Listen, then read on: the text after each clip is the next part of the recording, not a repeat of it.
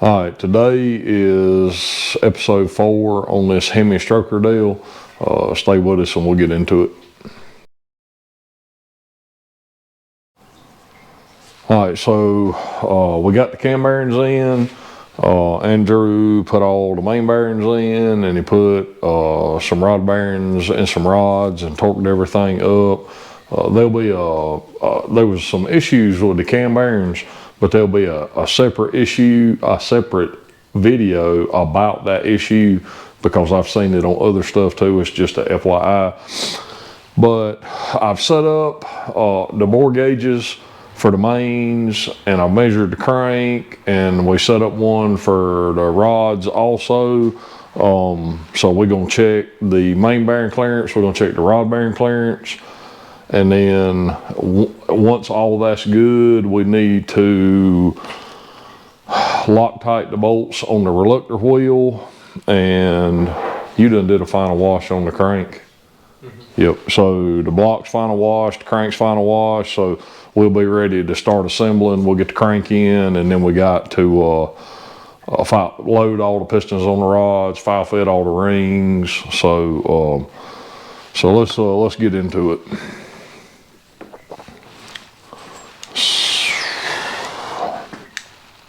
So we're using Clevite H series bearings, rod and mains, and this crank uses a small journal, small block Chevrolet rod bearing. So it's a 2-inch journal with a standard H series small block Chevrolet rod bearing. All right, so that is dead on 2.5. Dead on 2.5. That is also dead on 2.5. And that's about 2.6. And that one is dead on 2.5. So generally speaking, you know, that's the nice thing about when you line hone them and get all the housing bores the right size. The main bearing clearance is just usually so much more accurate when you do it that way. And then we got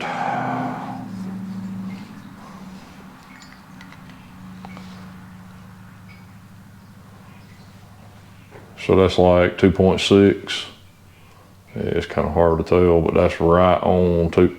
Nah, that's 2.5. Nah, that's 2.6. 2.6. So that's perfectly good also. So we'll check the rest of them, but I just wanted to do one on camera.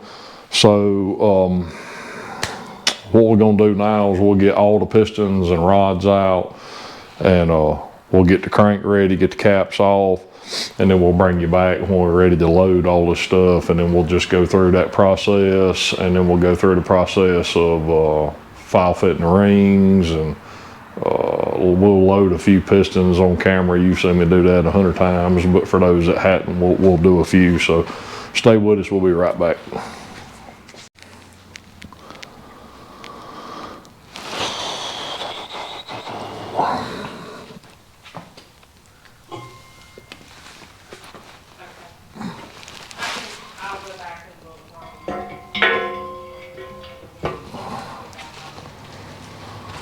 All right. So I put the thrust in on the on these. The thrust are just on the block side, and it doesn't have them on the cap side, so you don't have to worry about, you know, setting the thrust with the cap, because it's not in the cap. So you could actually check the thrust clearance right now without the main caps on it. But matter of fact, we probably should just do that, save some aggravation if there's a problem.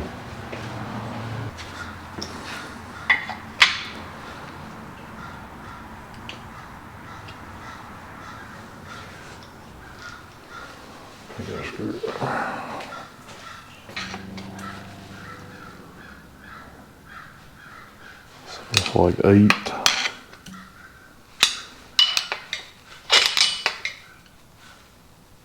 Yep, that's like 8. so that's good.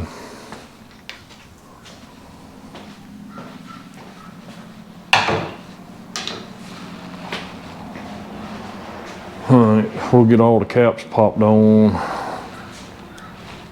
Have you got them in order?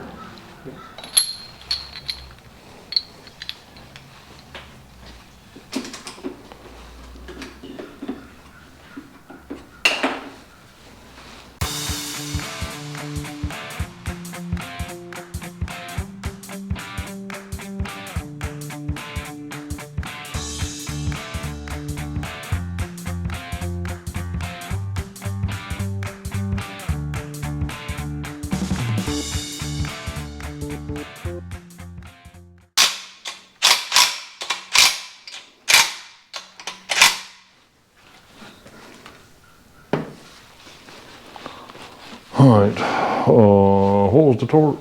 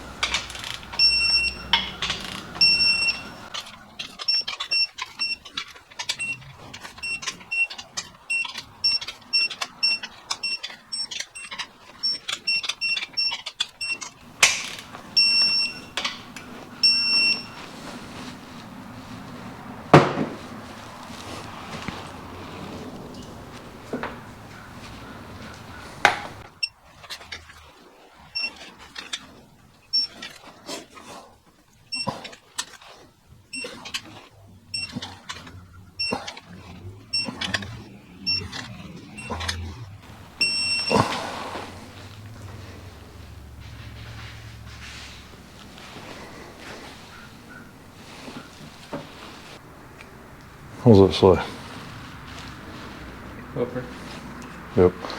So on these performance bearings, because of the fillet, you got an upper and a lower. Some bearings don't matter, but it gives you an upper and a lower, so it's offset on the fillet side of the crank. If you put them in wrong, it'll rub the fillet and cause you all kind of grief and trauma.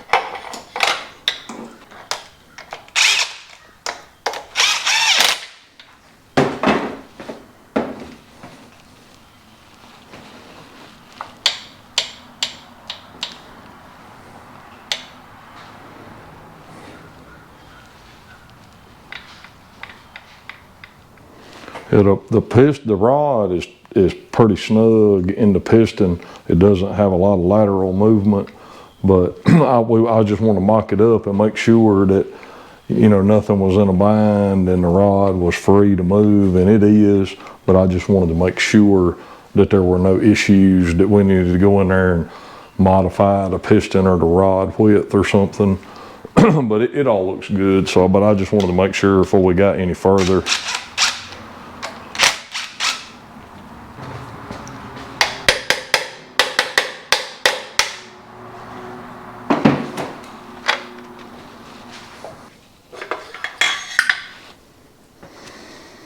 All right, so we're gonna get all the pistons and rods loaded, and then we'll come back at the when we get ready to file fit the rings. We got all the pistons and rods loaded. We done a little math, and we come up with 21.5 thousandths for the top ring gap and 24.5 thousandths for the second ring gap. And we just put a top ring in and checked it, and right now it's 10. So we're gonna take 10 off of it, and then we'll recheck it and see where we're at. And I'm pretty sure all of them, usually they're really consistent, so usually we can get one set up and figure out whatever it's gonna take, and then we'll just take that same 10 off of all of them, and they'll all end up within, you know, 1,000. So let me whack this one, and then we'll be back to check it.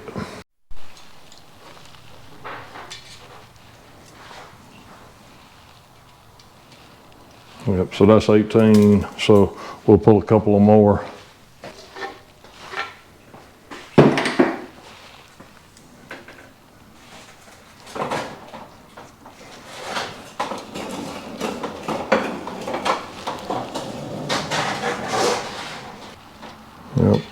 21 will go and 22 won't go, so we'll call that one good. I'm gonna check another one just to see how consistent they are. Yep, same as the other ones. So we can probably just be safe and just go and pull about 12 off all of them, I think.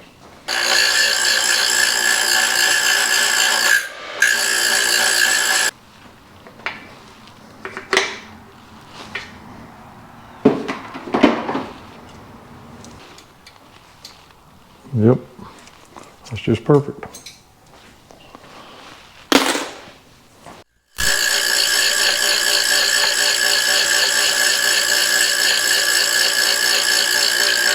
All right, so we finished up the top ring. We're working on the second ring. I checked a handful of them and they all check in like right at 8 thousandths out of the box.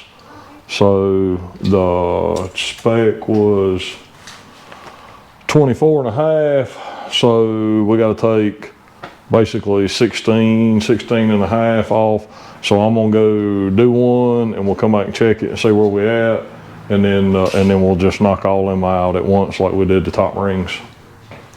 All right, so I got the second rings finished up. I think it ended up taking about 20 on them to get the gap right. So what we're gonna do now is start loading all the rings on the pistons, and I'm just gonna do one on camera. But these, because you can see that the wrist pin is broken into the oil ring land, so most of the stroker stuff has what we call a support rail, and you can see it's got a little divot right there, and that divot lands in this groove so it can't rotate, so it don't ever get the parting line in line with the wrist pin bore. So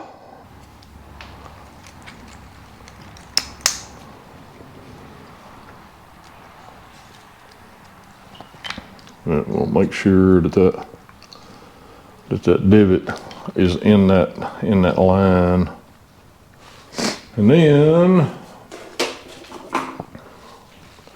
we'll take our expander and we'll put it on.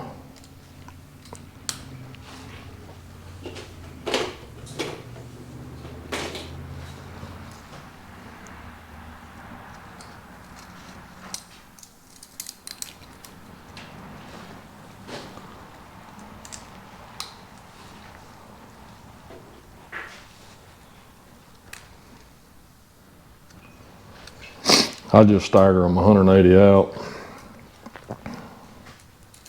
Some of these little bitty ones, they're not fun, like these. There we go. I apologize, I'm about half sickly.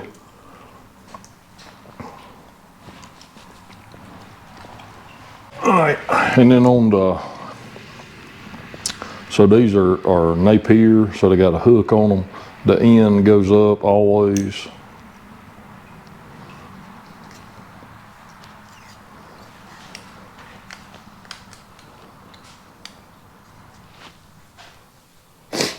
Same deal on the top rings, yeah, end, and you'll see the chamfer on the inside, and the end is on the same side as the chamfer. So that's a ring package done. So I'm gonna load the rest of these up and then we'll bring you back when we start putting them in the hole.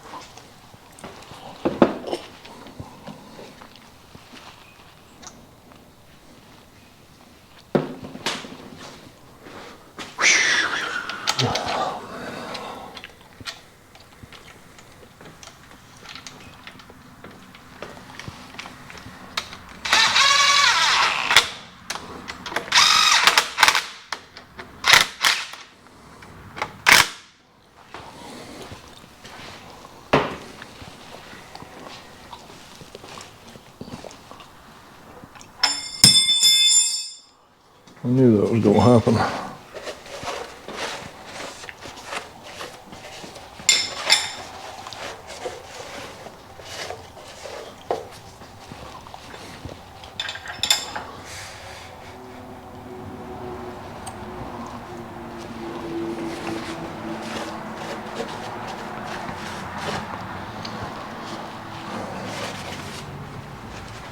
All right, I think that's all we're gonna get done on this episode. I'll come back in the morning and get the rods torqued, but probably the next episode we'll get the cam in, get the cam degreed, and we're gonna stick the heads on.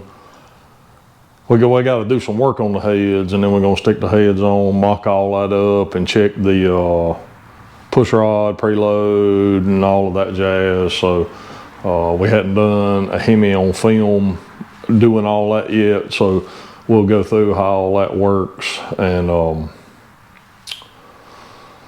yep, that's it. So yeah, and all the clearance was good. Like everything had clearance. I was worried, you know, like the iron LS's, they don't have no problem as far as clearance goes, but the aluminum ones, the rod will nip the bottom of the cylinder, so you got to notch the bottom of the cylinder on those.